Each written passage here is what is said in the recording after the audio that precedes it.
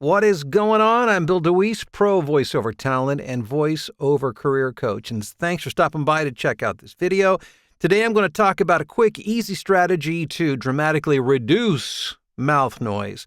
But before I do, a special shout out and thanks to my good friend, Jeff Bianchi, webmaster extraordinaire to voiceover talent, the only man I can ever imagine letting touch my website. If you need a good, professional, reliable voiceover website that's going to get the job done, I encourage you to use the guy that I use. And simply go to vowebsites.com. Because when you do, you're going to get, first of all, your setup fee is only $99, but when you go through vowebsites.com, Jeff's going to give you the immediate DeWeese discount and knock $50 off that. So you one-time fee set up for $49.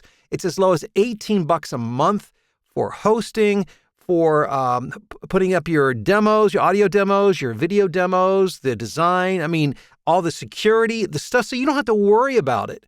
And I've been through all kinds of heck with my websites in the past. Jeff is the man. Not only is he a talented guy, but he's going to take care of you. He's extremely responsive. I never have to worry about anything. And when it's about your business, you want to make sure that website not only looks good, but that it works well and it's dependable. And then if you have an issue, you're going to hear from your webmaster promptly, and that's exactly what's going to happen. And it's not just me. My daughter has been using him for quite a while. Mallory Hanford. Hand and Ford as in car. Check it out. MalloryHanford.com, BillDeWeese.com. Both those websites designed and maintained by my friend Jeff Bianchi. VOWebsites.com. Check it out. Okay. Mouth noise. Why do I want to talk about mouth noise? Well, it's not so much that I want to talk about it. It's just I get asked about it all the time. It's like this never end. Just when I think that I could not possibly answer the question anymore, it comes up again multiple times every week. And I understand people, new people are kind of coming into the stream and getting involved. And it's just one of those things that you have to deal with. And that becomes very evident once you begin recording. Because in our day-to-day life, when we're not recording, we don't think about the lip smacks or, the tongue coming off against the roof of your mouth and all the weird little noises that come along. But when you're recording and you're editing and you're getting into the nitty-gritty of audio, man, you can hear everything that goes on. So how do you deal with that? Well, there are several things that you can do to deal with it. But today, I want to deal with what I think is the number one place at least to start. And first of all, let me suggest where not to start. Don't start by using audio software plugins to deal with mouth noise. That should be, and I'm not saying don't use it, but it should be your last line of defense. Whether you're using like an Crackle or X-Click or D-Crackle or D-Click, or depending on what company you're using their software. Those are fine plugins. And there's one that I use myself, but that is the very last thing that I do. The first thing that you need to learn is to be conscious and aware of how your mouth works.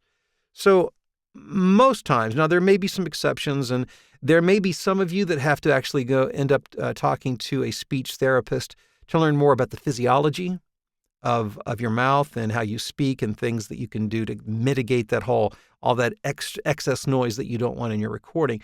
But for the most part, these are things that can be dealt with by you. It begins, again, with the physiology of the mouth and how things function, functionally how it operates, physically how it operates. So most mouth noise happens when parts of your lips, tongue, inside of your mouth touch against each other, oftentimes unnecessarily. So let me share a few things I think that will help you. Now, at first, let me just give you, this is my warning up front. This may feel weird or awkward at first, and it's like you don't need to be thinking about one other thing, right? You're trying to learn voiceover, you're trying to be better at what you do. You don't want to have to think about the physical function of your mouth. But what I'll tell you, and I promise you this, is that as you practice what I'm about to teach you, it will become second nature and you won't even think about it. So one of the biggest mistakes that I see people make, especially new talent when it comes to mouth noise, is they're just not aware. They're not aware of how much noise they're creating. They'll come to me and complain about the mouth noise and say, wow, this is terrible. What can I do? But they're not aware that they're unnecessarily allowing things to happen in here that they don't have to. For instance, be aware of when you're speaking of how the tongue presses against the roof of the mouth and how it comes off. Now, you've got to move those things around to talk. I'm not suggesting that you not. But what I am suggesting is that you become conscious and aware of the movement in your mouth, because there's a lot of that movement that we create that is unnecessary. And especially like between phrases and between sentences, when, we'll unnecessarily move the tongue around and it will smack up against our cheeks or up against the roof of our mouth. It will make unnecessary noise. And one of the biggest culprits when it comes to the physical functionality of the mouth and all of these parts in creating noise are the lips. And that might be a good place just to start. Focus on the lips, because what happens naturally, if we're not thinking about it, is between phrases and between sentences, our lips touch. And when we open our mouth, we've got mouth noise. And usually at the same time as our lips touch, our tongue will go up against the roof of our mouth. So that when we open our mouth, we get this noise that we don't want, unattractive noise. So what you can begin to do immediately is be aware of your lips and practice not touching your lips between phrases and sentences. So you finish one sentence, and when you would normally close your mouth and then open it to read, simply don't close your lips. Now, and if that sounds weird or awkward, it might feel a little bit strange at first, but what will happen, and I promise you, that as you do this, you'll get to the place where you don't even think about it. It will become second nature. It will not interfere mentally with what you're doing, and it will save you a heck of a lot of time on the back end in editing. So when I'm reading, if you were to watch me read a script, and let me just see if I can bring up something here real quick. Here's a commercial I was working on for Miracle Cord. Okay, now, if I'm not thinking about the movement of my mouth, here's how I might read it. When you're working outside, you never know what the weather will bring. Shield your power from the elements with Miracle Cord. Designed for the professional. Okay, I don't know if you could hear that or not. I could hear it. My lips touching and separating, creating a lot of noise. Now, here's how I read it. Notice, I want you to watch that my lips never touch between sentences and phrases. When you're working outside, you never know what the weather will bring. Shield your power from the elements with Miracle Cord.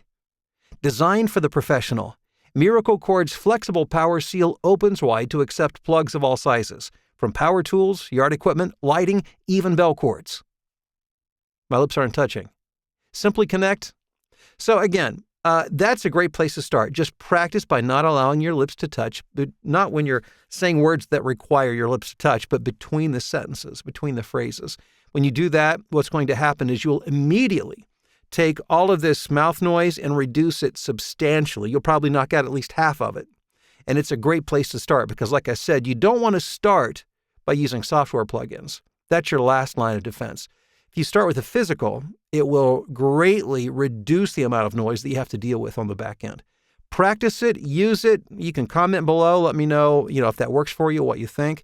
And again, thank you for stopping by and checking out the video. I hope it helps you. If you like it, share, subscribe, and we will talk soon.